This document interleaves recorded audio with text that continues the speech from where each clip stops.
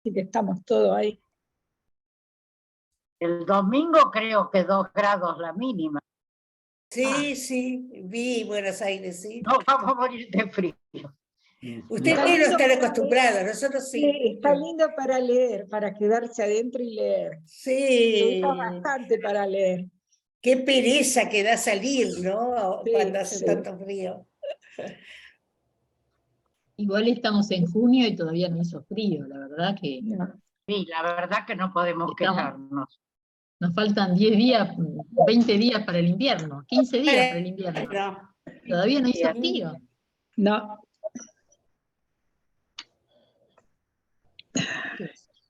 Contra el tiempo no se puede.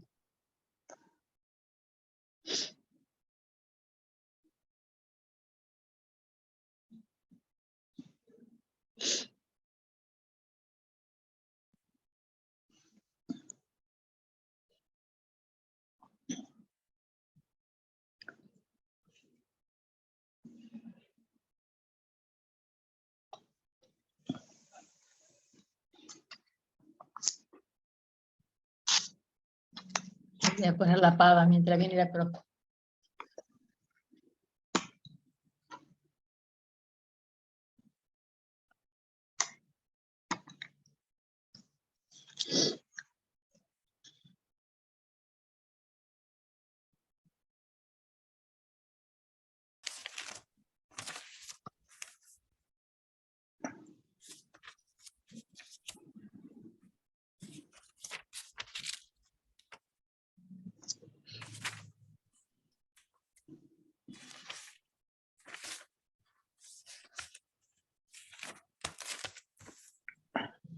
Buenas, ¿cómo va? Ya estamos grabando. ¿Cómo están?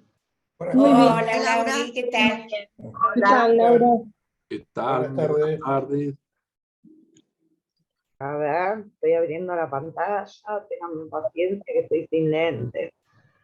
Yo con una laringitis acá. Estamos un Sí, poco mejor. Ustedes, ¿Viviste con el tiempo tenés- ese? Tenés ojos de no estar bien. sí, no, ya estoy mejor, pero estuve con fiebre. Estoy Sí. un poco congestionada. No, aparte Tenés de la los laringitis. ojitos, tenés los Sí, ojitos los ojos tienen, sí. de Bueno. congestionada. ¿Cómo andan? Bien. Bien, muy bien. Bien, profe. Estuvimos leyendo.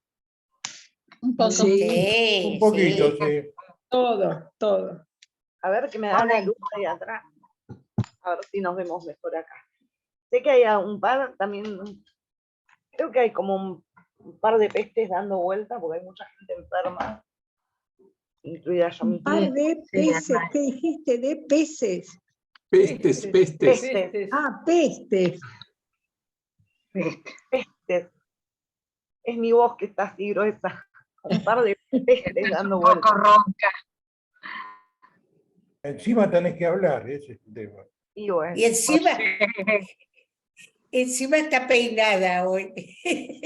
no, es que me até el pelo porque estaba despeinada, Gigi. En realidad estoy despeinada en el fondo. Solo que me lo até. Ah, muy bien. Porque Porque vos yo siempre para con tus rulos, Para peinarme tengo que mojar el pelo y elegí no mojármelo. ¿Qué querés decir? ¿Que siempre ando despeinada? No. No, como Pero- eso.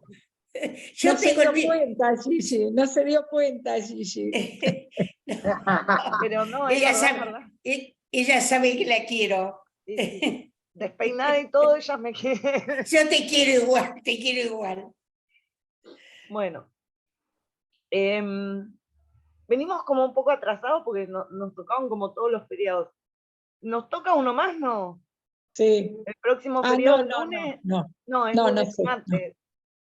No, en este cuatrimestre no. Este próximo no nos agarra. No. Bien. Denme un segundo, voy a cerrar el WhatsApp porque me molesta mucho. Ahí estamos. Decía, venimos como un poco atrasados Eso no quiere decir, hola Ana, ¿cómo estás? Eso no quiere decir que no vayamos a llegar en la comisión ¿A presencial dónde tenemos que llegar? a terminar con el programa, que sería mi idea. Pero Un programa que vos sabés, si no lo terminamos, no nos enteramos. No, claro, porque no lo compartí. Claro, Ah, está Una bueno, vez se los está conté, bueno, que está bueno. ¿lo entiendo vas que a les conté un poco, que compartir? ¿Lo después de vas a esta unidad- compartir? Tenés una Sí, lo ventaja, podemos Laura. compartir, pero como lo voy cambiando, por eso no lo compartí aún. Lo que sí les puedo contar es que estamos viendo esta unidad que recién la estamos empezando en realidad, porque estuvimos con las lecturas, porque han escrito bastante. También eso ocurrió en la otra comisión, teníamos menos escritos de los y las participantes para leer, entonces pudimos esa clase continuar con los textos. No fue nuestro caso. Estamos encarando esta unidad que es la del peronismo y la literatura, peronismo y antiperonismo sobre todo. Luego les comentaba que el programa tiene como algún orden cronológico, pero no tanto, es más por ejes, pero que también se suceden unos después de otros, ¿no? Entonces luego vamos a ver lo que es la dictadura y la postdictadura en la misma unidad, aquellos textos que rodean esa etapa tan terrible. Y luego la intención es terminar con la unidad de escritoras, que yo decía que no había sido mi intención dejarlas como aparte y leerlas en una unidad aparte por nada en particular, sino por poder poner en conjunto y reflexionar alrededor y en comparación de esos escritos, ¿no? Ese es el programa más que nada, no hay nada oculto. Entiendo que sí vamos a llegar, creo que nos queda al menos un mes, ¿no? Sí, sí. Son Sí. 4 o 5 clases, así que venimos bien. Sí, vamos a intentar hoy terminar con, o avanzar lo más posible dentro de lo que es peronismo. Les contaba en la clase pasada que en base al orden que fue surgiendo, pero además con una intención en particular, había como unas 2 primeras lecturas que tienen más que ver con el surgimiento y la reacción ante ese surgimiento del movimiento peronista histórico, es decir, el momento en el que nace el peronismo, el 45, el 17 de octubre, cómo se plasma eso en los textos, cómo se imprime eso y qué reacción tiene en las clases medias y altas, clases medias que además, ahora lo vamos a charlar con el cuento, pero que además se fueron constituyendo a partir del peronismo, porque antes no existían. Luego una segunda etapa, ustedes ya deben haber hecho todas las lecturas, ahora lo vamos a charlar, alrededor de la figura de Eva. No creo que vayamos a llegar hoy al poema. No sé si lo leyeron y qué impresión les Sí. causó. Porque Me encantó. ¿Qué poema? ¿Cuál? El de... El de Eva Perón en la Eva Perón hoguera. en la hoguera. A mí, De me, Lamborghini. a mí me resultó incomprensible. Incomprensible. A mí me Esto ocurre, encantó. esto ocurre. A O mí sea, me te lo digo de pasó otra lo- Está manera, bien, Rubén. no quiero ser Yo lo- duro, me No, pareció no, un está bodrio. perfecto. Es A mí me incomprensible pasó en una lo- primera lectura. Yo A lo mí me pasó incomprensible. lo mismo, no me gustó sí. y Me no lo pareció un entendí. bodrio directamente. Tal cual, estamos Bueno, a de mí me acuerdo. pasó eso y dije, pero ¿qué es esto? A ver qué es. Lo dejé y después hoy a la mañana lo volví o sea, empecé a leer y es como que ahí, no sé, no es que se acomodó Escasa, algunas el cositas, rompecabezas. pero es Te muy vuelve loco. desordenado. Cuando muy- veamos por qué, cuando, bueno, no es que, porque no es algo que yo crea, ¿no? En principio que diría que la poesía no es algo que tengamos que comprender. Y entiendo esta primera reacción, que también yo la tuve, debo confesar, la primera vez que lo leí. Tiene un contexto el poema, y ese poema es una reestructuración y es una reescritura. Así que no digo que les vaya a gustar, porque no hay obligación de que nos guste, sí de entender el contexto y en línea con qué lo estamos leyendo y por qué.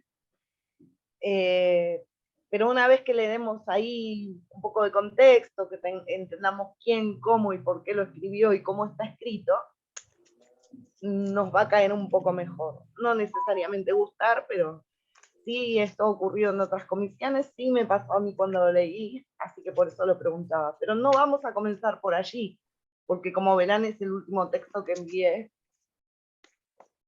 y es alrededor de la figura de Eva, así que lo vamos a poner en comparación, lo vamos a leer junto con esa mujer. Pero me gustaría comenzar por los dos cuentos, Casa Tomada y Cabecita Sí. Negra, que también tienen su contexto. Ah, está muy bueno. Los dos Y están que buenos. tienen una qué relación bueno. entre sí, intertextual, además. Porque aparte de esto, vamos a ir, no tenemos nada alrededor de la figura de Juan Domingo Perón, sí de la figura de Evita, porque me parece que fue lo que más reacción virulenta causó, y pensando en que estamos leyéndolo en línea con cómo venimos con los textos anteriores, en esta dicotomía entre civilización y barbarie, en esta cuestión de la grieta, en esta cuestión de los dos modelos de país. Entonces tomamos la figura de Eva, que fue sobre lo que más se escribió y lo que más reacción produjo, ¿no? Entonces, comencemos por Casa Tomada, y pregunto, porque es un cuento que se ha leído mucho, y que se ha leído en distintos contextos, y que viene con su explicación. ¿Quién lo había leído antes? ¿Qué impresión les causó ahora? ¿Y por qué piensan que lo estamos leyendo? Lo que les pido es que hablemos de a uno. Vamos levantando la mano, porque si hablamos todas juntos no nos entendemos. Yo lo había leído en la escuela secundaria. En la escuela secundaria es un Y momento después en de el ahí lo leí varias veces más, pero la primera vez lo leí. Graciela. Bien, gracias Marcela. Graciela. Yo, supongo que soy yo. Sí. Sí, por supuesto, lo había leído varias veces. Bien. Como estoy haciendo un curso sobre peronismo que están dando un profesor de filo acá en Capital, un curso interesantísimo, hemos estado viendo muchísimo, analizando mucho Casa Tomada, y hemos estado viendo reportajes que le han hecho a Cortázar, y la discusión que hay sobre qué quiso decir. O sea, la discusión sobre su antiperonismo o no antiperonismo. Es muy interesante el libro. Vamos a tener la misma discusión aquí, Graciela, porque efectivamente no está resuelta. Ahora vamos a comentar por qué está aquí y de dónde surge la hipótesis de... Ahora, ahí vamos. Pero bueno, eso era lo que quería decir. Me gusta mucho sí, a mí también. A mí también. Gracias. ¿Quién más me estaba levantando la mano? Yo, Zulma. Bueno, yo también lo trabajé en un curso, precisamente también en filosofía en la UBA. Sí, se presenta más o menos lo mismo que dijo mi compañera, y discutíamos la posición de Cortázar. Bien. No es la intención discutir la posición del autor, que ahí voy, Rubén, ahí voy. Levantaron la mano. Cortázar es un autor que ha incidido y que tuvo su posicionamiento político, y es declaradamente, en un principio, al menos en el momento del surgimiento del peronismo, antiperonista. Tiene otros cuentos declaradamente antiperonistas. Ahora vamos a entender por qué digo declaradamente, porque Casa Tomada es un cuento fantástico, y ahora vamos a poner más claridad sobre esta cuestión. Pero no es la intención nunca, cuando analizamos literatura, una discusión alrededor de un posicionamiento aparte declarado. Sí, es cierto que si investigamos un poco, ese primer antiperonismo furioso de Cortázar luego fue cediendo. Nunca fue peronista. Sí ocurrió que luego se fue haciendo menos oligarca, digamos, de alguna manera, y apoyando causas socialistas, comunistas, lo que lo acercaba más a ciertas posturas populares, sin dejarlo del lado del peronismo. Eso es lo que podemos decir. Sí, Rubén. No, simplemente que es bastante, digamos, el cuento a mí me gustó, y muestra hay que interpretarlo también, ¿no? No es una cuestión Y de... ahora vamos con eso. Ahora vamos con eso. Susana. Hay que interpretarlo. Sí, yo lo había leído al cuento hace unos cuantos años y nunca le había dado un matiz político, solamente Perfecto. psicológico, simplemente como viendo una pareja de hermanos Hay algo que inmaduros, suena que no sé qué. digamos, Y lo que ocurre es inmaduros. que hay que silenciar, perdón, Susana, discúlpame. Lo que les pido, casi encarecidamente, silenciemos los micrófonos si no estamos hablando. A ver, Y no hay que hablar sobre la... espérenme un segundito. Turnémonos, vayamos cerrando el micrófono cuando no estemos hablando. Ahora sí, a ver, Susana. No, que lo había leído hace unos años atrás y nunca le había dado una interpretación política, simplemente psicológica de un par de hermanos poco maduros, digamos, que sienten como que están siendo invadidos y después ellos mismos se expulsan, o sea, como si salieran imaginación del útero materno, digamos, la casa era como su contención, y que terminan saliendo desnudos, digamos, porque se van sin nada. Nunca le había dado realmente la interpretación que ahora leyendo Cabecita Negra sí empecé a asociar con una intencionalidad política. Nada más que eso quería decir. Bien, gracias. ¿Alguien más? Empecemos por el principio, entonces. Lo primero que es importante es saber... Sí, ¿quién quería hablar? Yo, Laura. Decí María Teresa. Yo no lo había leído, el cuento me gustó, pero me llamó la atención la inacción de esos hermanos que son no abruptamente, que su casa es tomada y lo toman con esa tranquilidad. O sea, yo pienso hoy mi situación, si me pasa una cosa así, no tengo una casa que se pueda tomar por partes, pero no tendría esa reacción. O sea, e irse luego sin nada y sin resistirse, ¿no? Me llamó la atención. Interesante. Me gustó el cuento, me gustó. Ese aporte. Gracias. No, por favor. Decía, empecemos por el principio. Cortázar ha escrito, es un gran cultor del género fantástico, y cuando hablamos de fantástico es un género muy particular, que no es de terror, que tiene una definición especial.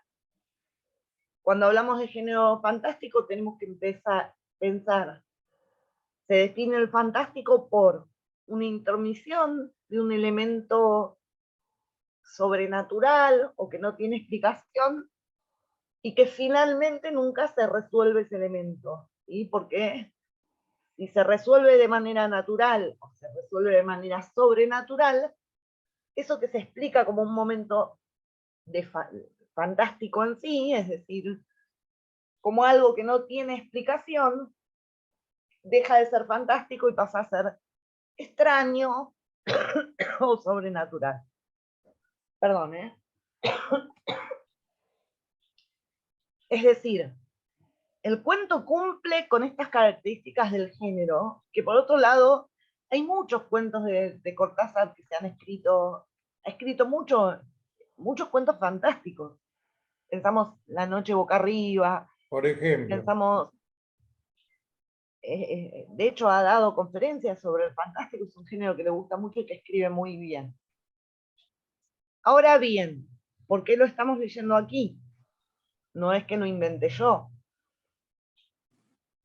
El contexto en el que se escribe el cuento, la posición política del autor, el contexto cronológico, el momento cronológico en el que se escribe el cuento, da lugar a que un autor en particular, que fue quien lo mencionó, lo analizó, lo instituyó de esa manera, dijera que este cuento, Casa Tomada de Julio Cortázar, es una metáfora de la invasión del peronismo en la Argentina.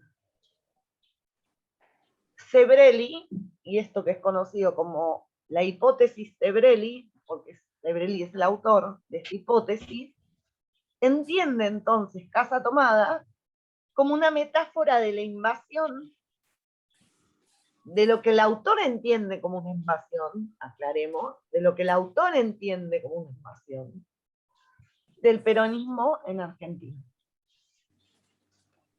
Siendo de esta manera, no es el único que entiende el peronismo de este modo, o que ha, mejor dicho, o que ha utilizado esa metáfora. Si leemos La fiesta del monstruo, que no la vamos a leer, que es un cuento que no me gusta,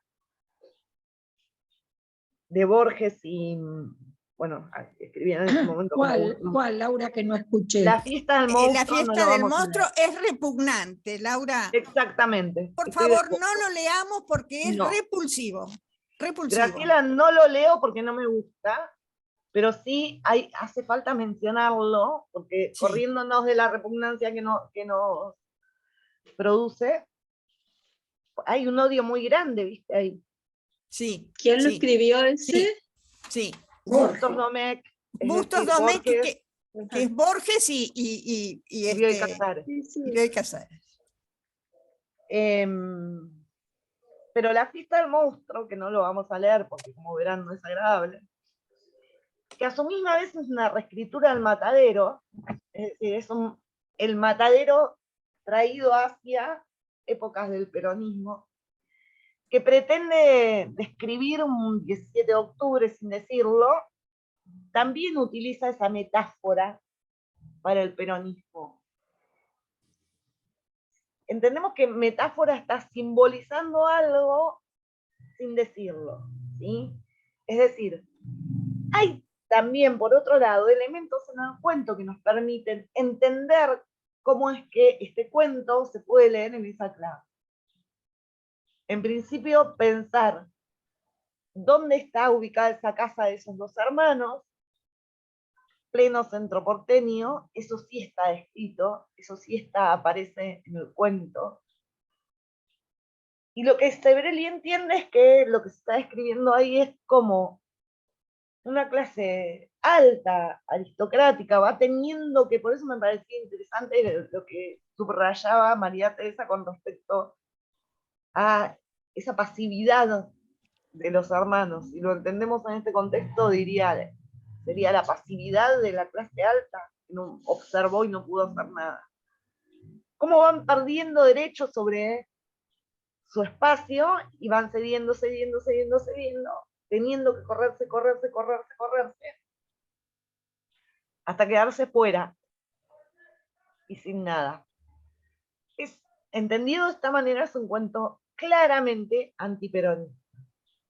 Y se lee de esta manera en un momento en el que lo que está ocurriendo, esto, bueno, no lo dijimos como introducción, pero pensemos en de qué época estamos hablando del primer peronismo, primer gobierno peronista, estamos hablando de las grandes migraciones desde las provincias hacia el centro de Buenos Aires, de la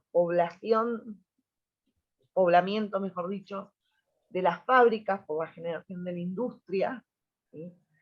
Del comienzo, la redistribución del ingreso que permitía que las clases populares accedieran a derechos que antes no habían accedido, y de la mirada de el resto de las clases. Digo el resto de las clases porque ahora vamos a ir con Cabecita Negra y vamos a ver que esa impresión está muy bien marcada y también, en particular en el caso de Cortázar, y entendiéndolo como esta metáfora, leyéndolo como esta metáfora, porque no es que el autor haya escrito nada ahí que diga peronista. Sí describe de una cierta manera a esa pareja de ancianos, digo pareja en el sentido de que eran dos hermanos, y les da un tinte de determinado tipo de clase, muy marcado. se entiende leyéndolo que es una clase heredera de la aristocracia argentina. Claro, aristocracia, sí, sí. Sí. Ubicada en un lugar muy particular, lugares de los que fueron invadidos. Miren cómo se pega, ¿no? Que fueron luego lentamente ocupados por las migraciones del interior de la Argentina. Ese es el momento en el que se escribe este cuento. Es decir, no es que Sebrelli enloqueció y leyó lo que quiso leer ahí. No somos los únicos que leemos Casa Tomada. Ahora, cuando lo leemos en secundario, difícilmente lo lean con esta enclave antiperonista. Normalmente se lee, lo cual me parece muy bien por otro lado, porque es lo que es un cuento fantástico. ¿Qué ocurre con el cuento fantástico? Con cualquier cuento fantástico que leamos. Ocurre que al fantástico no tener explicación ni resolución alguna, uno le puede imprimir cualquier significado. Entonces es válido como el que comentaba la compañera, digo, una clave más psicológica de... Alguien en la otra comisión lo había entendido como una metáfora de la vejez. Es decir, de cómo el paso del tiempo nos va dejando cada vez sin espacio, cómo nos vamos encerrando cada vez más. Y todas esas lecturas son válidas. Laura, por favor. Laura. Te escucho, decime. A mí me pasó como María Teresa, yo no lo leí en la secundaria y tampoco sé de qué época es, de qué año es, porque a mí me pareció una cosa ridícula que dos personas no se sepan defender. Que no, hay un elemento sobrenatural, sí aclaremos esto. No son personas las que invaden esa casa, no están descritos como personas. Claro. Es algo que no sabemos qué es lo que invade la casa, por lo cual, si bien puede haber cierta pasividad de parte de los hermanos, tendríamos que entenderlo en esos términos. Hay algo no descrito, muy al estilo Lovecraft, que comienza a invadir espacios que evidentemente los expulsa de cada una de las habitaciones, y justamente esto es lo más imponente, digamos, y lo que permite que se le atribuyan esas cualidades a la hipótesis de Sebrelli. Es algo, un todo, un elemento sobrenatural. No es que alguien, un grupo de gente o personas invaden cada uno de esos ambientes, sino que es algo terrorífico, que impide o sea, a lo cual los hermanos temen. Entonces, ¿cómo defenderse ante algo? Y es importante, ¿cómo defenderse ante algo que no sé lo que es? Ni qué me va a hacer. No, hay que analizar también un poco qué tipo de personajes son los dos hermanos. Claro. Porque no son dos personas que viven una vida común como tanta gente, que no sé, salen todos los días a trabajar, se enfrentan, no sé, tener que tomar un colectivo, llegar a un lugar, hacer algo. Son dos personas que viven en una casa, que reciben plata con la que se mantienen y que se dedican a hacer un montón de cosas muy tranquilas y muy cómodas adentro de una casa. Entonces, ¿en qué medida esa gente está muy preparada para defenderse de algo? Está bien, Marcela, me parece importante el dato. A mí me parece que esos detalles, ahí voy, Graciela. Me parece que esos detalles lo que hacen es definir a los personajes. Esto de que reciben plata lo que nos indica es que justamente estamos hablando de una clase alta, que es heredera de familias del interior donde tienen propiedades, latifundio. Eso es lo que está escribiendo. Y esto de tenían que defenderse es justamente lo que hace, el elemento que hace que se lo entienda como una metáfora de la llegada, vamos a decir, en este caso invasión, del peronismo, es que está descrito, por eso decía, comparémoslo con La fiesta del monstruo, 1946, agrega María Teresa, pleno surgimiento del peronismo. No había como un nacido. monstruo que se come todo. ¿Se Sí. entiende? Claro. Por eso digo, no es una persona que entra en la casa. Es un monstruo que no está definido claramente en Casa Tomada, pero sí en La fiesta del monstruo, pero sí en otros textos que están en Niña con esto. Y en otros discursos, quiero decir, ¿no? ¿Cómo se ve al peronismo por fuera del peronismo en la clase media? Igual esto lo vamos a complejizar ahora. En la clase alta, particularmente, como un monstruo. La fiesta del monstruo se llama la fiesta del monstruo porque describe la ida a una movilización de un grupo de peronistas. Graciela. A mí lo que me llama la atención de este cuento es que de alguna manera ridiculiza terriblemente a esos dos hermanos como integrantes de una clase aristocrática. En realidad resultan patéticos. Es la ridiculización de una clase social. Y por eso me resisto a...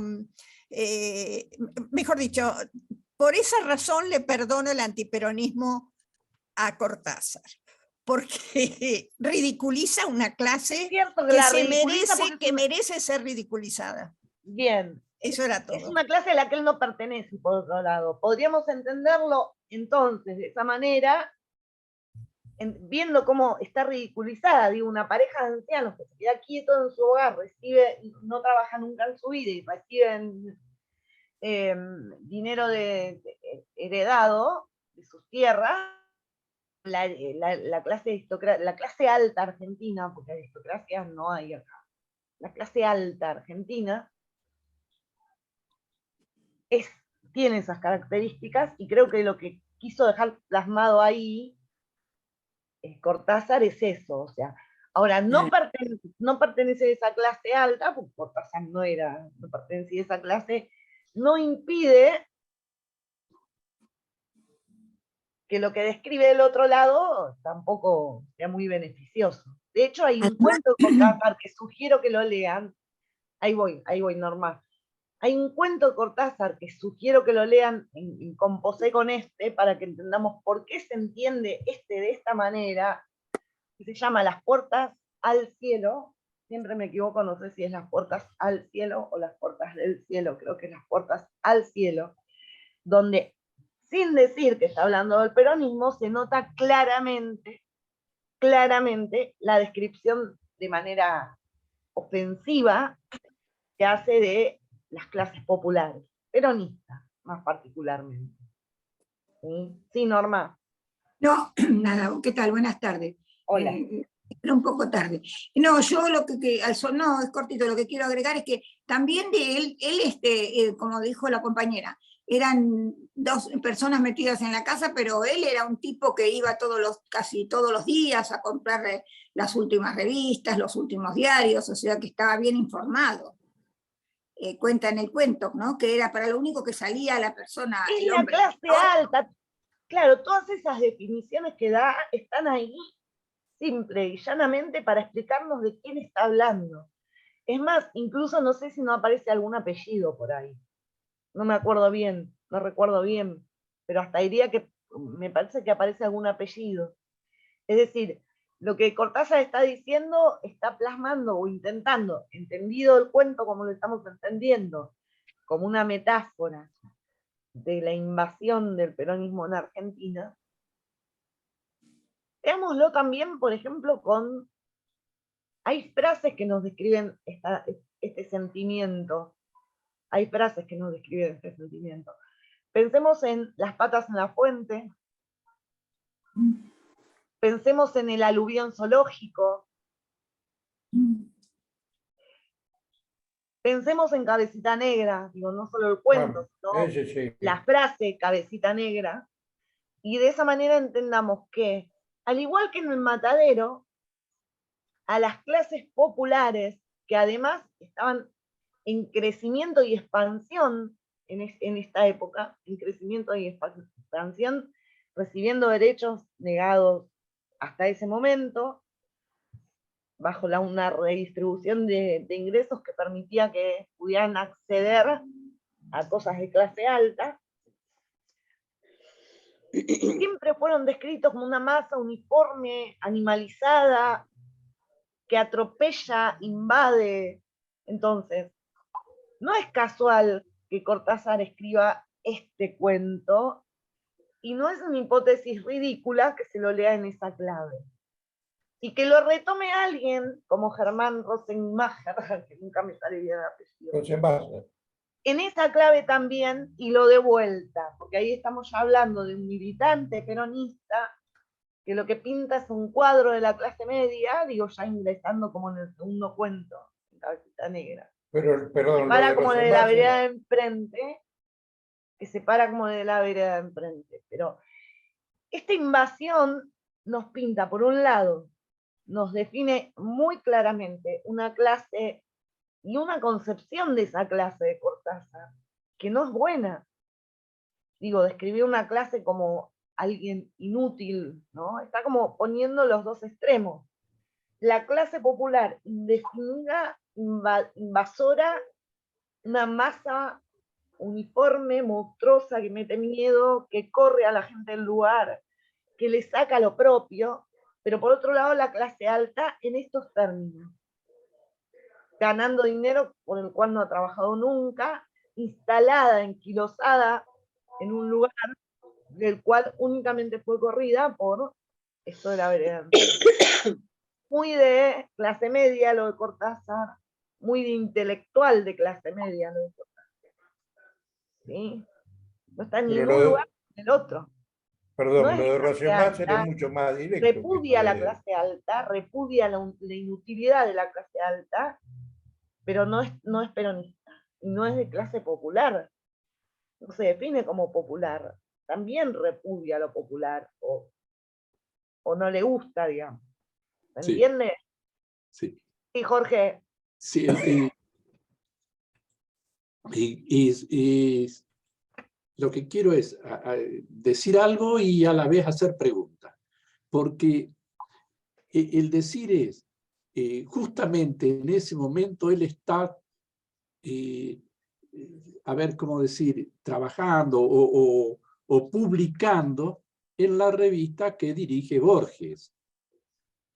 Está justo, o sea, él está, digamos, publica este cuento siendo el director de la revista en la que lo publica Borges.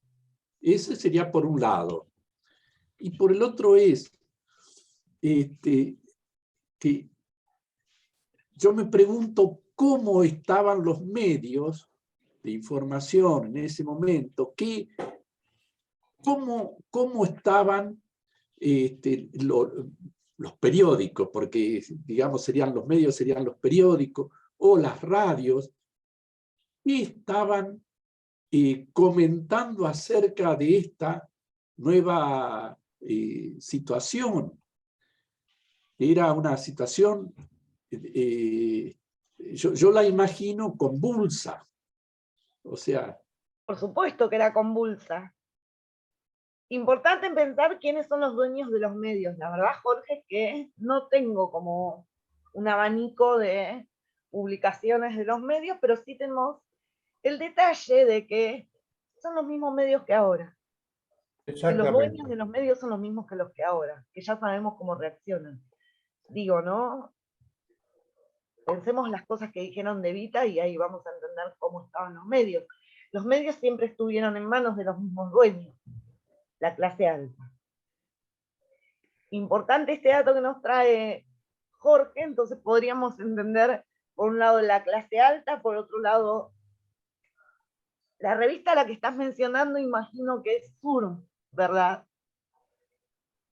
Tenía pensado en algún momento poner esa dicotomía, pero ahí se nos va a complicar un poco. Pero del lado de enfrente de la revista Sur teníamos un montón de escritores que están más cercanos a las clases populares y que podríamos llegar a leer si nos diera el tiempo. Pero efectivamente están parados, posicionados sobre un lugar ideológico, político, pero además desde su lugar intelectual también. Está al lado de Borges, Cortázar. ¿Alguien más levantó la mano? ¿Rubén? No, decía que hablando de Casa Tomada y de Cabecita Negra es absoluta y definitivamente más directo que Casa Tomada. No es un Lo que cuento dice. antiperonista. Sí, es más directo, pero ahora Es vamos a más ver qué vuelta le da. directo. Habla de los negros de mierda. Claro, pero ahora vamos a entender de qué manera lo hace. Leído así, llanamente, Vos decís dirá que no era llana, peronista, cuando digo llanamente, lo que está expresando es una puede ser. posición de clase, al igual que lo hace Casa Tomada, pero muy parado de la vereda de enfrente. O sea, está Independientemente descentrando. de peronismo, de antiperonismo. No es antiperonista el cuento. Lo que está haciendo es un cuadro de una clase media. Ahora lo vamos a ver. Sí, por supuesto es más directo, porque el otro es un cuento fantástico, del cual estamos entendiendo que una hipótesis de lectura que dice que tal cosa. ¿Algo más sobre Casa Tomada? Ok. No. Yo estuve mirándolo así por encima y menciona un apellido que es Rodríguez Peña, pero habla de la calle Rodríguez Peña. O sea que no vivían... Como quien no quiere la cosa. Exacto, no vivían en Rivadavia y Boyacá. No, vivían en Rodríguez Peña, por eso. ¿Qué más? Lo eligió Florida. No, claro. Ana María Ortega. Sí, yo vi una entrevista donde le hicieron esa pregunta, no sé, entré tarde, no sé si esto lo comentaron, y él dijo que no era el peronismo. Que no era claro, bueno, no importa. O sea, si le van a preguntar, lo que escribió es una... Sí, sé que él dijo que no era eso. Claro. Por eso digo, estamos frente a una hipótesis de lectura de determinado autor, pero hipótesis de lectura que se recogió en la literatura misma. ¿Sí? No nos interesa aquí lo que dice el autor en una entrevista, porque para eso tenemos el cuento, y lo que estamos leyendo es el cuento. Y tenemos la ficción delante y lo que estamos analizando es esa ficción.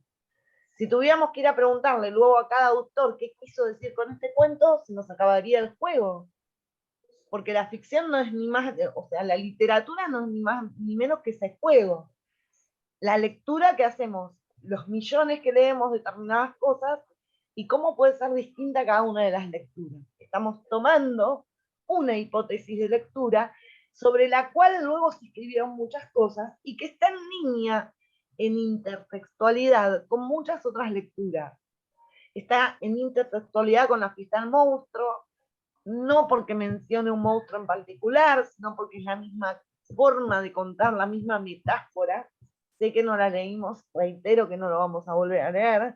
Expliqué que es casi como el matadero, pero al revés, es una especie de reescritura de ese escenario del matadero. Digo al revés porque está visto desde el punto, está contado desde el punto de vista de este lado, ¿no? Ya no del lado del unitario, sino del otro lado. Lo que cuenta es la salida de un grupo de peronistas, entendemos que peronistas porque están descritos de una manera terrible, o sea, animalizados, son brutos, que finalmente matan la escena al revés, ¿no? Que está en línea con, además, recoge esa hipótesis de lectura Germán Rosenmacher, quien escribe Cabecita Negra, y nombra la Casa Tomada en el cuento. No sé si lo notaron. Sí. Leímos Cabecita Negra. Sí, don Lanari. El señor Lanari dice la casa está tomada. Sí, lo dice. ¿Y por quién estaba tomada la casa? Por los negros de mierda. Por los negros. Por los cabecitas negras. Es decir, recoge esta hipótesis de lectura antes de que Sebrelli la entienda, ¿verdad?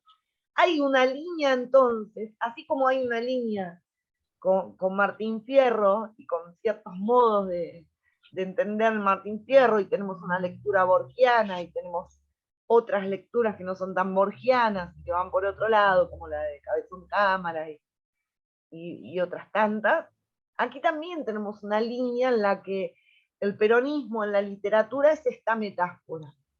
El peronismo en la literatura se lee de esta manera. Y que no sale de la nada, es una sensación en la sociedad. Una sociedad, como muy bien dijo el compañero Jorge, convulsionada por esta invasión, digo muy entre comillas, por este crecimiento de la clase popular y esta apropiación de derechos, digamos. Es una ciudad, particularmente una ciudad convulsionada, que se expresa de esta manera en la literatura. Y entiendo que en los medios también.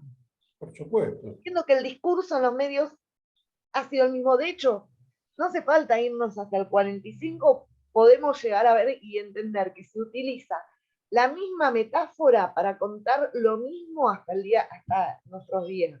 Hasta hoy. Hasta sí, hoy. La idea sigue igual, o sea, no la cambió metáfora esa idea. se utiliza de la misma manera. Cuando las clases populares se apropian de sus lugares, se cuenta en términos de invasión, aluvión zoológico. Bien, espérenme un segundito. ¿Cómo no? Favor.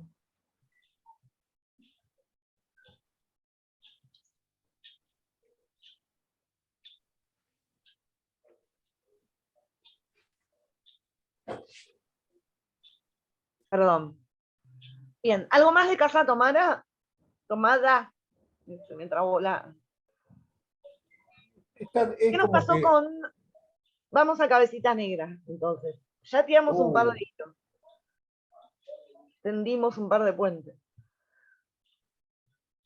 Cabecita Negra está escrito... Ahora, en caso contrario, Cabecita Negra está escrito por un autor peronista y militante peronista. Cuando lo leemos, efectivamente, podemos ver cómo la clase popular, que además en este caso peronista, claramente peronista, porque en Cabecita Negra habla de las patas en la fuente, o sea, está incluso escrito el 17 de octubre sin decir peronismo, el peronismo está ahí, con un montón de referencias. Hay toda una primera introducción del señor Lanari. ¿Hay alguien que no lo haya leído?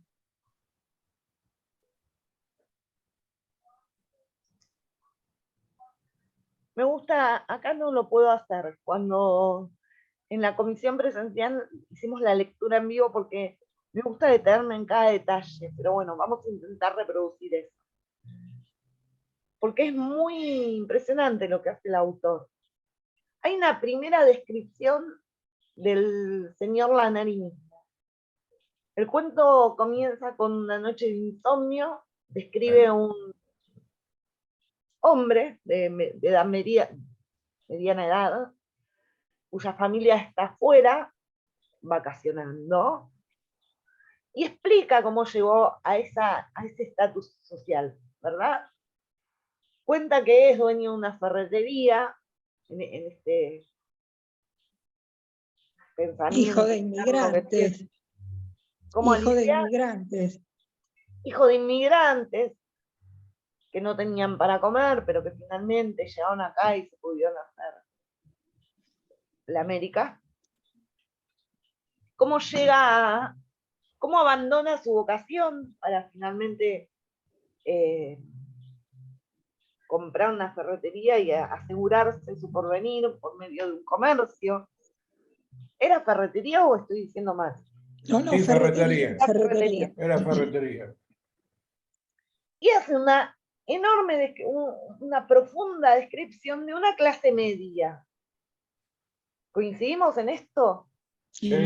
La forma clase de media, clase media, ¿no? Sí. Claro, Alicia, clase media, clase propietaria, comerciante, que ha hecho el esfuerzo trabajando de poder...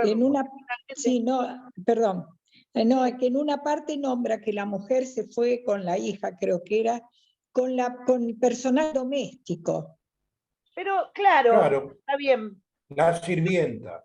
Claro, La pero ¿cuál es el sirvienta. indicio de que tenemos una clase media? No es una clase que haya heredado, es una clase trabajadora que tiene su propiedad y que tiene determinado bienestar, pero en base a su trabajo, eso es lo que hace que...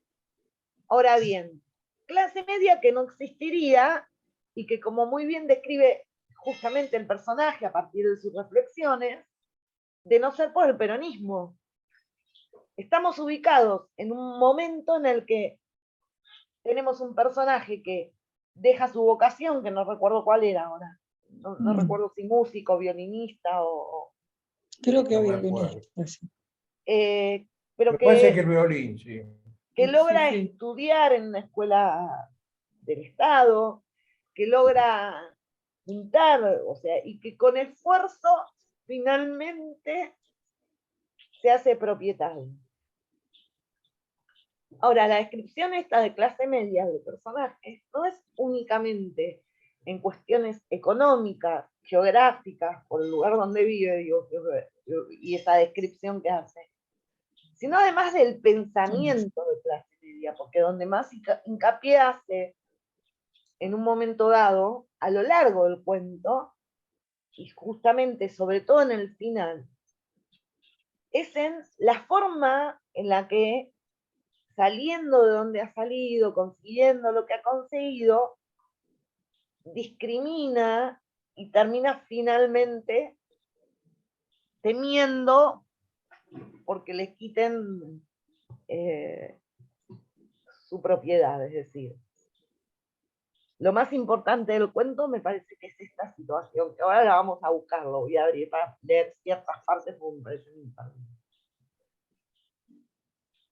Bien, luego de esas reflexiones del insomnio y demás, ¿cuál es la razón, mientras les voy preguntando, voy intentando encontrar, cuál es la razón que hace que la Nari baje hacia esos gritos que escuchan en la calle?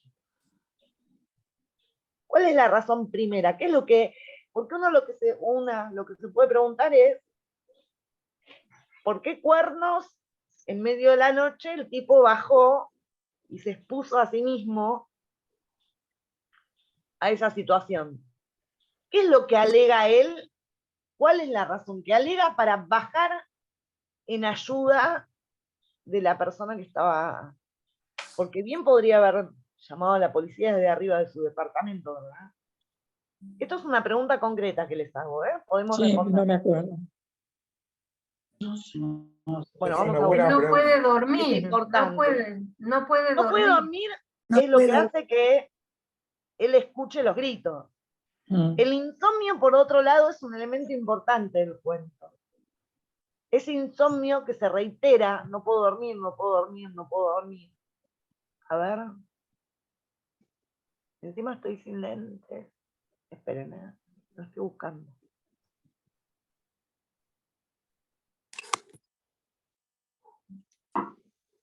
Para leer ciertas partes, porque... Acá dice, por ejemplo, a lo mejor estás buscando esto, dice, de pronto una mujer gritó en la noche, de golpe. Una mujer aullaba a todo lo que daba como una perra salvaje y pedía socorro sin palabras. ¿Eso es lo que buscás? Ese es el momento, no. Ahora lo vamos a abajo. buscar. Ese es el momento en el que él escucha los gritos. Lo que yo preguntaba es, ¿qué hace que la Nari baje? Más allá de los gritos. Ahora vamos a buscarlo juntos. Quiere ayudar, quiere hacer Ahí algo está. para ayudar. Hay una cuestión de solidaridad, no me sale la palabra. Es un ataque de solidaridad. O preocupación. Empatía, empatía. ¿Cómo se dice? ¿De qué? Empatía, que le dice, se nombra Sí, ahora. pero no es empatía. No. Solidaridad está por ahí nomás. ¿Cómo se dice cuando uno da limosna? No me sale la palabra. ¿De filantropía? ¿De piedad? Ya me va a Caridad. salir, no se preocupen. Caridad. Hay una cuestión así, ahí está, aparentemente caritativa de él, que también es muy típico de clase media. ¿Sí? O sea, es decir, él se posiciona por encima de esa persona a la que efectivamente describe como un animal desde un principio, porque habla como una perra aullando. Sí, María Teresa. Sí, acá encontré algo. Dice, el señor Lanari sintió una vaga ternura, una vaga piedad. Se dijo que así eran estos negros y qué se iba a hacer. La vida era dura. Ahí está. Hay una cuestión caritativa de alguien que va a dar una limosna, que hace que el señor Lanari se acerque. Eso es lo que lo lleva a esa situación. ¿Sí? No es que él sale corriendo en búsqueda de ayudar, no es que va como a observar, bueno, está aullando como una perra, me tengo que acercar para que no se diga que no hice nada. Esa es la situación que lo lleva hacia la calle. ¿Sí? El insomnio decía que se reitera, pero hay ciertas partes que quisiera resaltar. No sé si lo están viendo. Sí. ¿Lo están viendo? Sí. Sí. Ah. En principio, entender que esta es de 1962, ya es una época distinta, completamente distinta a Casa Tomada. ¿Qué pasa? Por eso puede retomar Casa Tomada. Espérenme que quiero resaltar ciertas partes.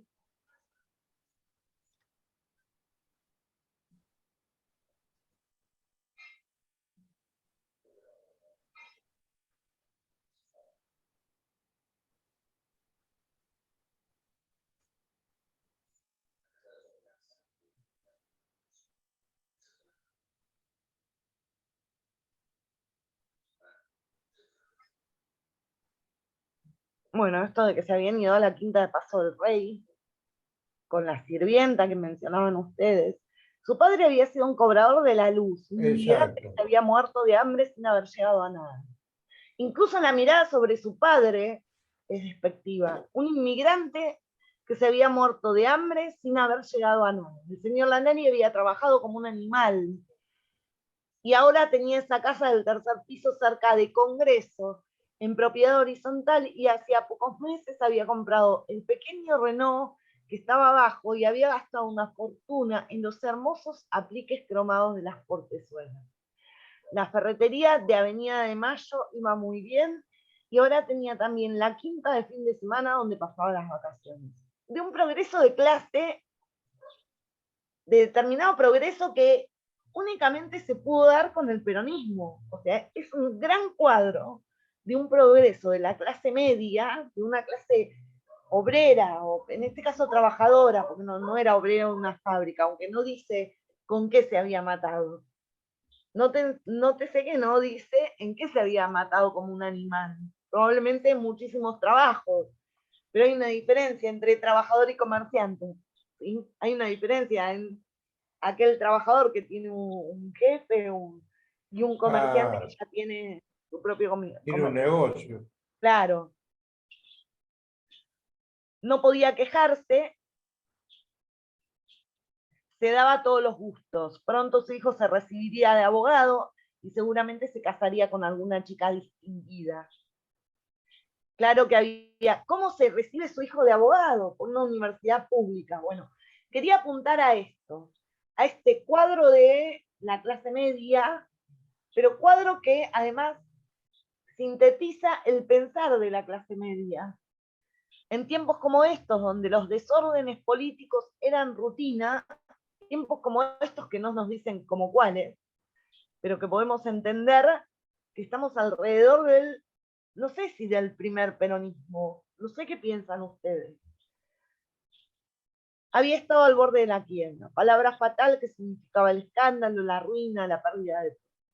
Había tenido que aplastar muchas cabezas para sobrevivir, porque si no hubieran hecho lo mismo con él. Ah, entonces no era un sacrificado. No, lo que dice es que había llegado a la posición económica donde estaba matándose como un animal trabajando. Claro, aplastando cabezas. Nuevamente aparece concentrado ese sentido de que trabajar es de animales. Digo, el trabajo obrero, ¿no? El trabajo asalariado. Sí. Hasta llegar a una posicionamiento donde es comerciante. Esta frase que hay acá, a mí lo que me parece importante entenderla, por eso quería ir con el cuento de a poquito, a pesar de no releerlo todo nuevamente, entenderla a partir de un concepto individualista que comienza a reinar. Y entender el contexto dentro de una segunda etapa del peronismo. No estamos en la primera etapa, y ahora van a ver por qué. Tenía que aplastar muchas cabezas para sobrevivir, porque si no, hubieran hecho lo mismo con él. Es decir, la ley de la selva. Sálvese quien pueda, lo único que me importa es lo que me pasa a mí y sobrevivir. No sé Además, cómo me cuando suena era tan joven tocaba el cercano. violín y no había cosa que le gustase más en el mundo, esto es lo que yo decía. Pero vio por delante un porvenir dudoso y sombrío, lleno de humillaciones y miseria, y tuvo miedo. Pensó que se debía a sus semejantes, a su familia, que en la vida uno no podía hacer lo que quería, que tenía que seguir el camino recto, el camino debido, y que no debía fracasar. Y entonces todo lo que había hecho en la vida había sido para que lo llamaran señor. Y entonces todo lo que había hecho en la vida, una clase media, además aspirante a clase alta, que aún existe. Que no llegan. Claro. Que nunca llega, pero que Luchan, existe. pero no llegan. Y Luchan entonces juntó dinero y para puso esa una clase alta, pero esa ferretería. clase alta no llega. Claro. Se vivía una sola vez y no le había ido tan mal. No, señor. Bueno, este primer momento que yo le decía, que lo que pinta es un cuadro, no solo de la situación geográfica, económica, cotidiana de una clase media, sino que concentra el pensamiento de clase media. El pensamiento de clase media es decir, que los trabajadores asalariados son prácticamente animales, que hay que matarse trabajando para...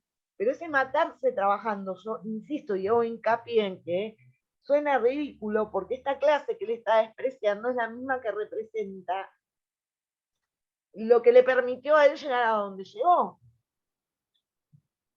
Bueno, acá pasamos luego a la escena donde él baja a ayudar y se produce la confusión con el policía, que es el hermano, y demás. Una cabecita negra. Ahí está el nombre del cuento. De esta parte, lo que me parece importante entender es que es lo que muchos autores entienden con elementos suficientes. Entonces se dio cuenta, hay partes muy, hasta producen gracia, pero son bastante... Entonces se dio cuenta de que el vigilante también era bastante morochito, pero ya era tarde. Quiso empezar a contar su historia. Bien. Es importante entender que esta es la escena que, por ejemplo, digo la escena en la que suben los cabecitas negras hacia su casa, invitados por él mismo, pero invitados por él mismo sin ninguna otra opción. Sí, estaba como apretado ahí.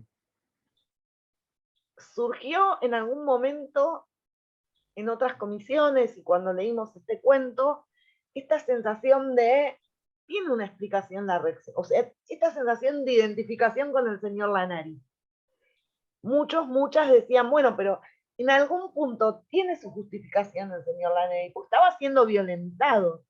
Es decir, esta descripción que se hace de esa escena es una violenta, en la que está siendo violentado, ¿no? Estas dos personas que invaden su casa y además incluso lo golpean.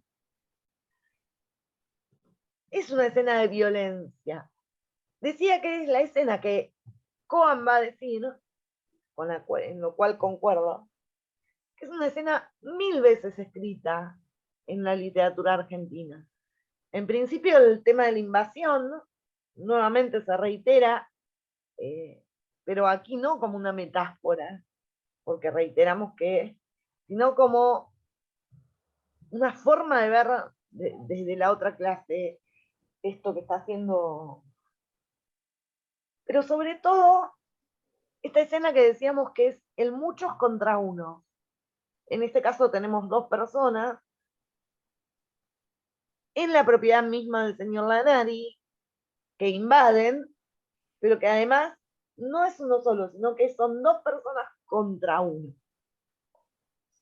Menciona Cohen esta escena dentro de eso que él entiende que se escribió muchas veces, un escenario muchas veces escrito en la literatura argentina. Bueno, ¿les parece? ¿Quieren decir algo? Bueno, lo tengo marcado acá, ¿no? De pronto se acercó a la gente que era una cabeza más alto que él y lo miraba de costado, con desprecio, con duros ojos salvajes, inyectados y malignos, bestiales, con grandes bigotes de morsa, un animal, otro cabecita negra. Nuevamente se elige animalizar a la persona en esa descripción. ¿Les parece si nos tomamos 5 minutitos para ir al baño, como hacemos siempre? Bueno. Lo voy a dejar acá el cuento igualmente, ¿eh? Lo dejo acá, ¿no? volvemos en 5 minutos. Bueno, dale. Vayamos pensando en reflexiones para compartir.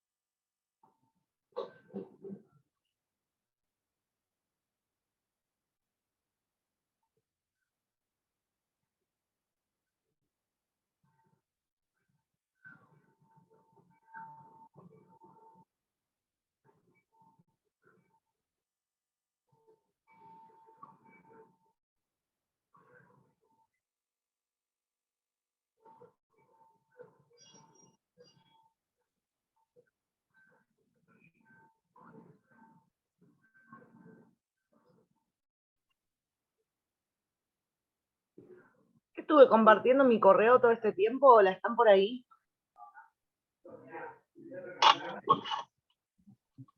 Bueno. Estamos. Bien. Volvamos. No, les preguntaba porque me quedó abierto el correo. Capaz quedó compartido el correo todo este tiempo, pero no importa. No sé. Lo que les quería el decir... texto que vos pusiste ¿Se me escucha bien? Sí, se te escucha bien. Bien. ¿Me escuchan voces o me escuchan bien a mí? No, a vos bien. Bien. Alguna voz lejana se escucha. Sí. Espérenme un segundito, por favor.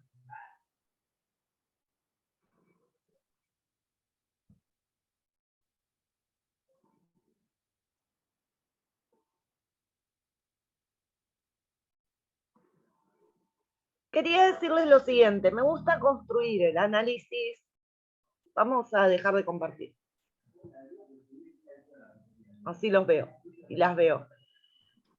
Por sobre todo me gusta compartir el análisis de las lecturas que hacemos, de los textos que hacemos con las reflexiones, a partir de las reflexiones que tengan ustedes.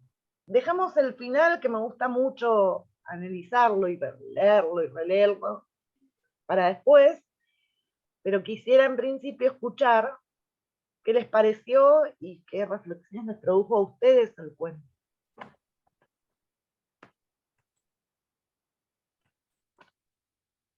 Sí, Rubén. Bueno, a mí me pareció un cuento que denota está bien contado, denota una realidad, y además yo hago un análisis, ¿no? Desde que vi la historia latinoamericana y llegamos a Argentina, y hoy, y es todo lo mismo. ¿Cómo todo lo mismo? La distinción que hay es la misma. La discriminación que hay es la misma. A eso te referís. Que la de, sí, bueno. que la de 1810 o 1815 o 1820, que la de la época donde se escribió este cuento, que la de hoy. Es lo mismo. Ahora, el cuento está muy bien contado, no tiene, por supuesto, absolutamente nada que ver, solamente en eso de Casa Tomada, pero con lo que cuenta Cortázar, pero describe al tilingo. Ay, ¿O no? Me gusta la palabra, sí. Pues, describe al tilingo. Coincido, sí, describe al tilingo, la verdad. Bien, gracias Rubén. No, ¿Quién de más? nada. Yo me sentí como que me solidarizaba con el pobre hombre que tenía la casa tomada, porque sentí que a uno le pueden pasar cosas por el estilo, por confiado, por querer ayudar. A veces uno se mete en pequeños problemas, pero bueno, no es que sean cosas tan graves. Lo que pasa es que, claro, recurrir a calificar y... Espérenme un segundito porque no los estoy escuchando. Denme un segundito. Perdón, ¿eh? A mí me parece que es una situación en la que el pobre, él está perdiendo siempre. Claro, es una persona que es un poco corta en entender que es despreciativo en sus juicios, pero bueno, se los guarda. De alguna manera quiere ser diferente, quiere creer que puede ayudar, y en realidad no pudo. No pudo porque la situación lo sobrepasó, pero bueno, se metió se metió él solo en esa situación, ¿no? Bien, esto es lo que decía, que este sentido que aparece, creo intencionalmente el autor pone esa situación tan violenta para buscar un cierto modo de identificación que el lector, producir en el lector cierto modo de identificación desde esta clase, pero caemos en esa brecha, digo, caemos en esa discriminación de algún punto, pero ocurre esto porque hay una escena violenta, y creo que a esos sentidos a los que el autor pretende llamar, a esa construcción de sentido. Una amiga que uno piensa que no es una persona que va a discriminar, y una vez le quisieron arrebatar el teléfono y ella logró que no se lo arrebate y se dio cuenta que era una peruana.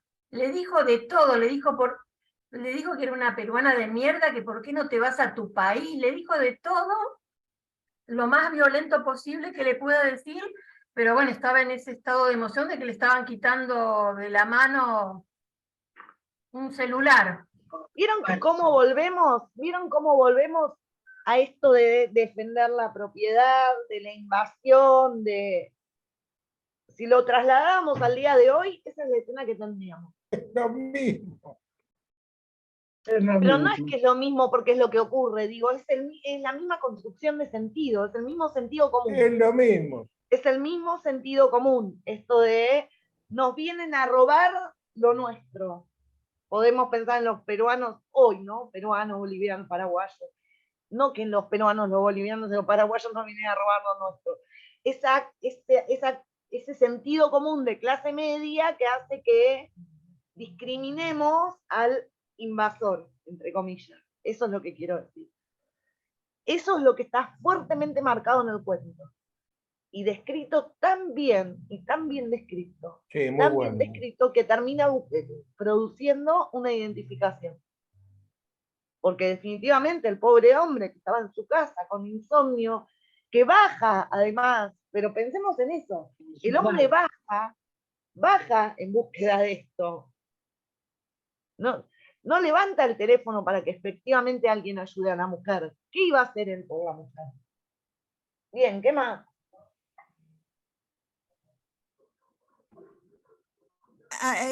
A mí me hizo acordar a la descripción de Jauretche de la clase media. Claro, claro. Pues, la asocié inmediatamente, porque la realidad es que yo me considero clase media y me asumo con todas las contradicciones que tenemos los integrantes de la clase media. Como acabas de describir, estamos muy preocupados por perder lo que tenemos aspiraciones, y entonces queremos ser solidarios, pero a la vez sentimos un cierto rechazo. En fin, hay toda una contradicción muy bien descrita en el cuento, en este personaje que es absolutamente paradójico. Es una paradoja caminando, diría yo. Bueno, esa es la impresión que me ha dado el cuento. Muy buen aporte, sí, efectivamente, Jauretche lo describió muy bien de manera directa, y podríamos decir que Rosenmacher lo ficcionalizó también muy bien. Pero sí, Es ese sentido común y contradictorio de clase media. Nadie está diciendo que ser de clase media sea malo. Nos identificamos claramente con ese sentido común. Lo que ocurre es que el germen que está apareciendo aquí, que es lo que me parece más importante del cuento, aparte de este cuadro que nos pinta, que es maravilloso, maravilloso en el sentido que está muy bien pintado, este germen de la clase media, individualista, sobre el que se trabajó para que ocurra todo lo que ocurrió después. Y por eso así hincapié en el final del cuento. Porque, a ver, decía que es importante entender la época en la que está escrito. Claro. Y también relacionándolo con cómo vamos a seguir, pensar en que esta cuestión de propietario que defiende su individualidad y que defiende su propiedad, y el miedo y la inseguridad, no podía dormir. Y el final me parece interesante porque hay una gran justificación y un germen. Bueno, acá tengo marcado, ya lo ven, ¿no? Sí.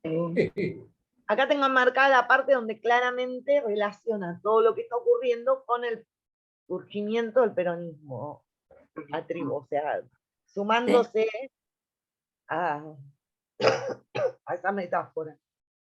Sí. Invasión. El señor Lanari recordó vagamente, esto también nos está indicando que es otro momento, es el segundo peronismo, no el primero, el segundo. Vagamente a los negros que se habían lavado alguna vez las patas en las fuentes de Plaza Congreso. Congreso donde él también vivía. Ahora Claro. sentía lo mismo. Fíjense que está diferenciando el momento, ¿no? Eso ya había pasado antes. La misma vejación, la misma rabia. Hubiera querido que estuviera ahí su hijo, no tanto para defenderse de aquellos negros que ahora se le habían despatarrado en su propia casa, sino para enfrentar todo eso que no tenía ni pies ni cabeza. Y sentirse junto a un ser humano, una persona civilizada. Ahí te doy la palabra, Norma. Era como si de pronto esos salvajes, civilización y barbarie, hubieran invadido su casa. Sintió que deliraba y divagaba y sudaba y que la cabeza le estaba por estallar. Todo estaba al revés. Esa China, que podía ser su sirvienta en su cama, y ese hombre del que ni siquiera sabía a ciencia cierta si era un policía ahí tomando su coñac.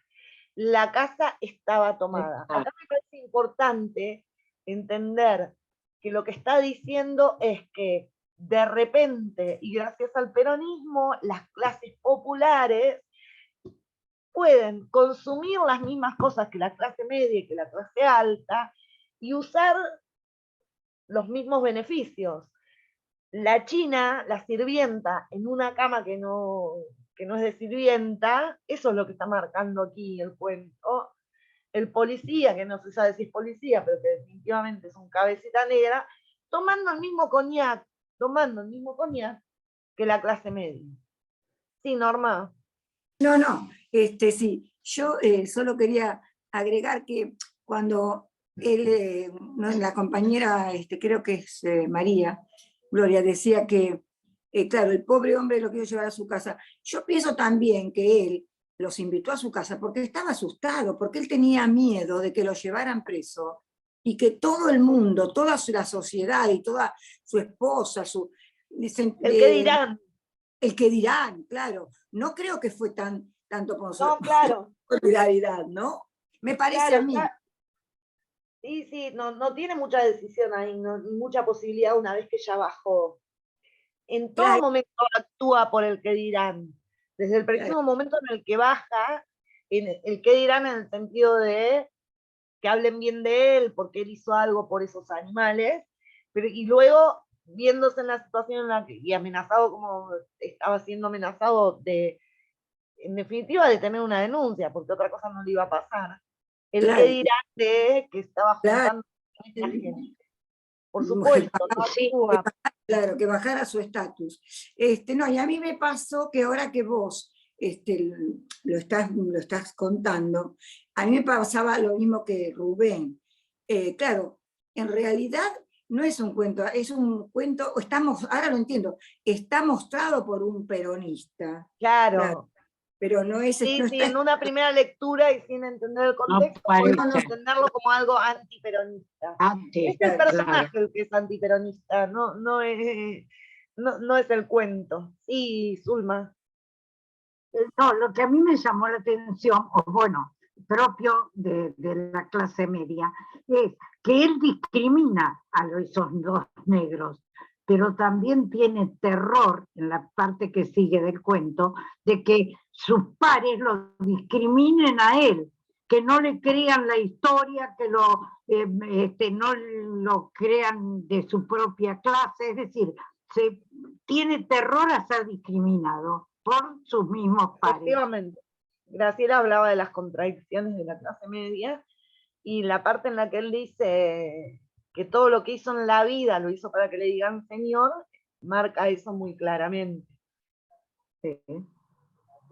Bien, quería ir hacia el final, donde yo decía que marcadamente está el germen de lo que luego se va a producir, pensando en que esto está escrito en una segunda etapa, digo, años 62, estamos ya en el segundo peronismo.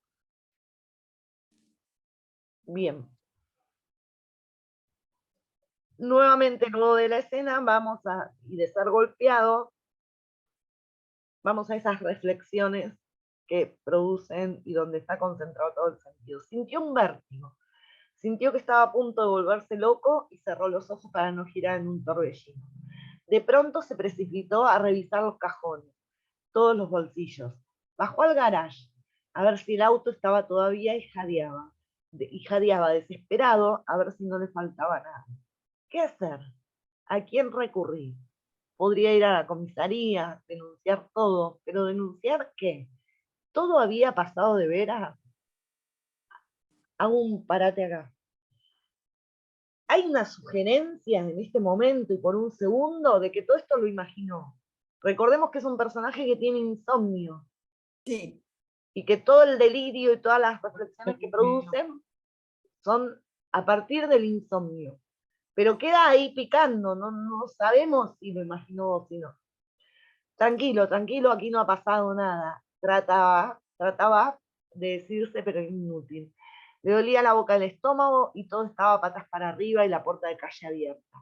Tragaba saliva, algo había sido violado. La chusma, dijo para tranquilizarse. Hay que aplastarlos, dijo para tranquilizarse. La fuerza pública, dijo. Tenemos toda la fuerza pública y el ejército, dijo para tranquilizarse. Sintió que odiaba, y de pronto el señor Lanani supo que desde entonces jamás estaría seguro de nada. De nada. Esta es la parte que yo entiendo como el germen, a partir del cual se fue legitimando, entre comillas, de alguna manera, lo que luego terminó siendo el golpe de Estado. Y lo que hoy justifica incluso trayéndolo hasta el día de hoy, ¿no? Este germen de clase media, esta inseguridad tan proclamada, que termina justificando la mano dura y muchísimas otras cosas, que siempre está en la clase media.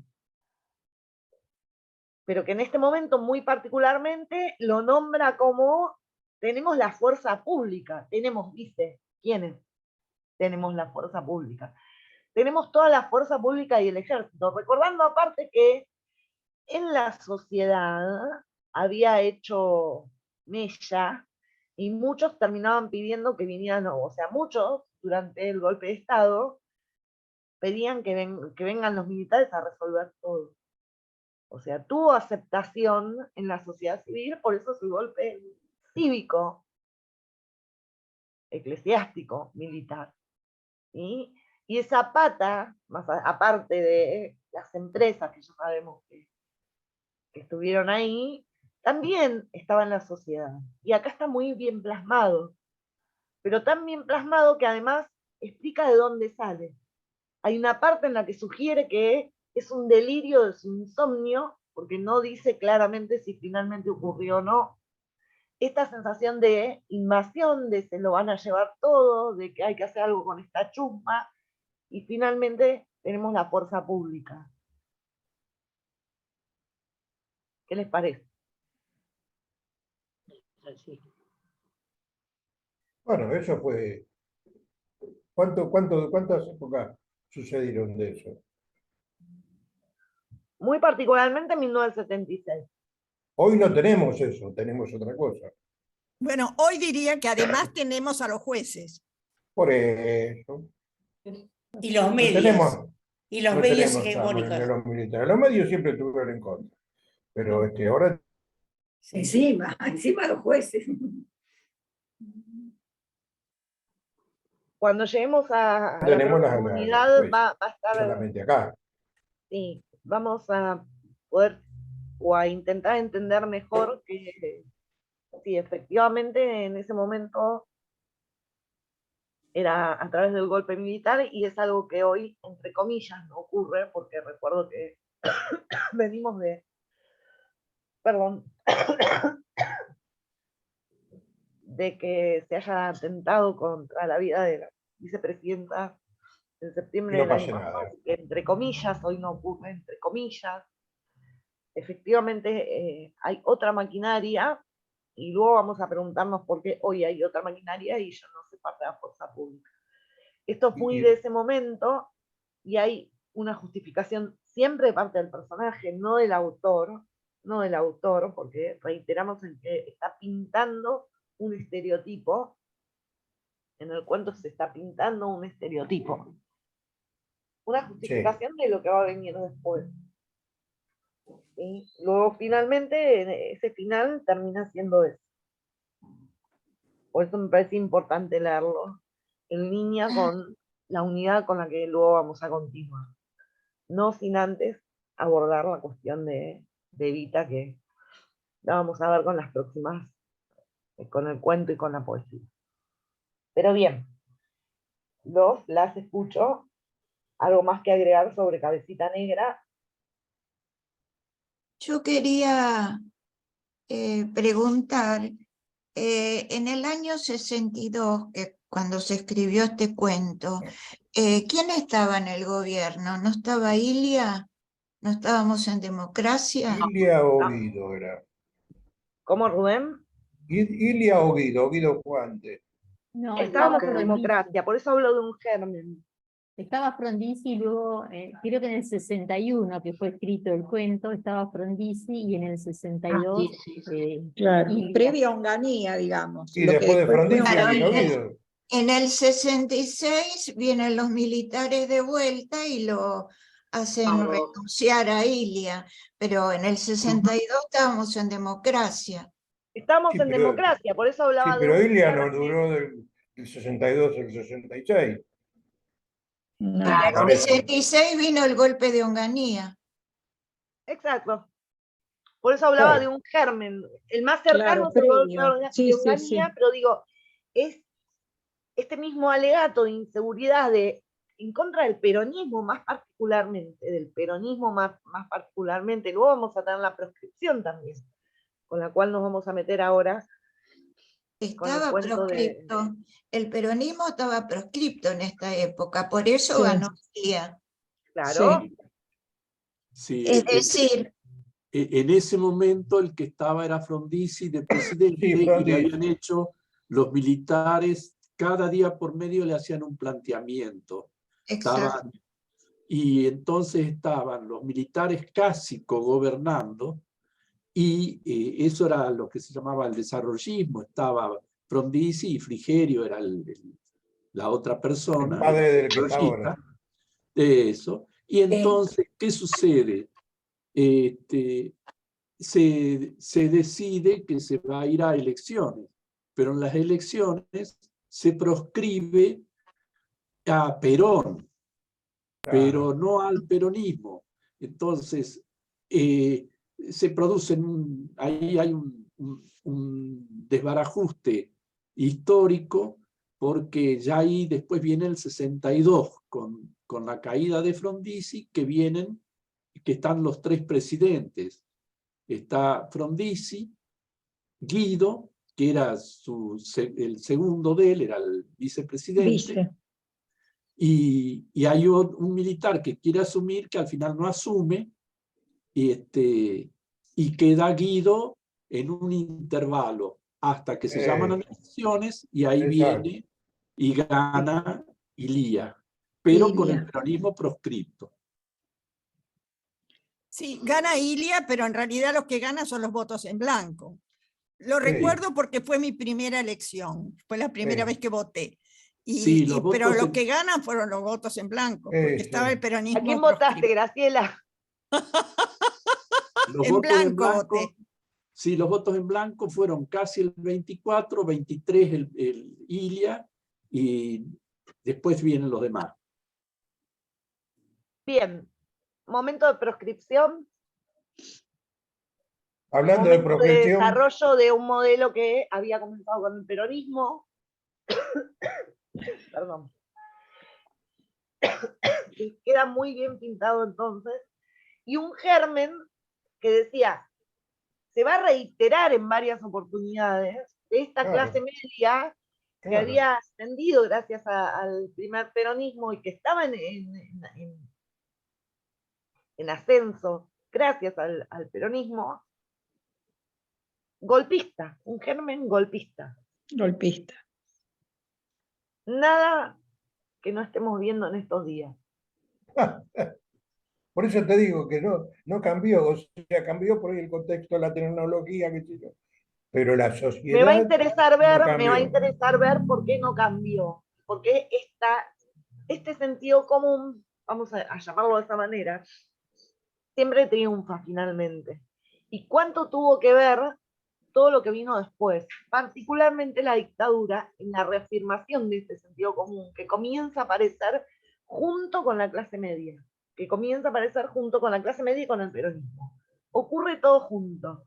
Me gusta esta descripción de Jorge de convulsión. Y convulsiona y ocurre todo junto. Venía un poquito desde antes, con la época del matadero, con los unitarios y el rosismo y toda la bola, pero el gran lío es cuando aparece el peronismo. No sé si coincidimos. Vos decís que la clase media en la Argentina sale de la época peronista, se forma, es decir, aparece. Sí. Pensemos cómo era antes de la época peronista.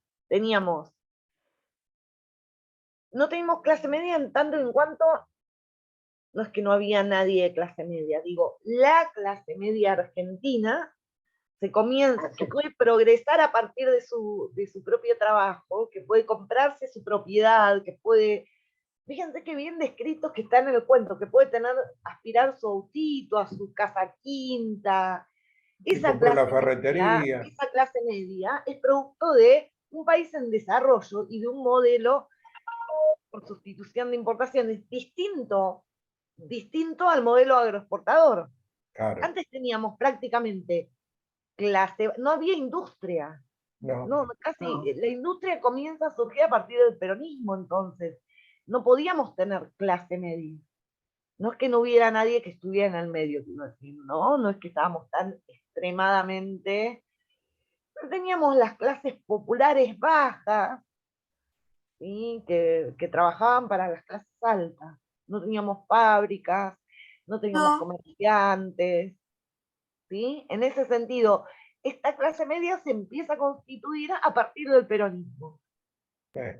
A partir del peronismo. Entonces ahí vamos a tener obreros asalariados, pero que además, por ser asalariados, no es que no hubiera trabajado desasalariados, había trabajado desasalariados, que no podían aspirar a nada más que vivir en o una casa alquilada, o una pensión, o un conventillo. Perdón, discúlpenme un segundo. Era como dos clases sociales. Bueno, Laura, ¿querés dejar? Porque estás muy congestionada. Total, falta poquito. No pasa nada, Gigi, ella me cuida, me gusta mucho porque ella me cuida. Estoy tomando remedios, no se preocupen. Remedios que me hacen esto, o sea, que pase de tener tos seca a congestionarme un poco, es algo bueno lo que está ocurriendo. Tranquila, no pasa nada. Tenemos... También se pueden discutir las cosas que yo digo, ¿eh? No, por eso que... No, yo decía que eran como dos clases nomás, porque era el pobre... Que había trabajadores, teníamos por ejemplo los trabajadores en los campos que eran asalariados, pero que no podían aspirar a comprarse nada, esa es la cuestión. Cuando hablamos de clase media, hablamos de esto que en el cuento está muy bien descrito, es decir, yo con mi trabajo me puedo comprar mi casa, me puedo comprar o pensar y soñar con tener un comercio, no porque para ser clase media necesariamente tengas que tener un comercio. El trabajo asalariado a partir del peronismo se empieza a constituir como clase media porque puede enviar a sus hijos a estudiar, porque puede vacacionar, porque puede comprarse un auto. Participaban de el 50 por 50, 51, el 51 vino después con los gobiernos kirchneristas, pero participaban del 50% de los ingresos. ¿Sí? Sí, Graciela. Yo recomiendo mucho un libro muy interesante de Ezequiel Adamowski, que es un muchacho que es historiador.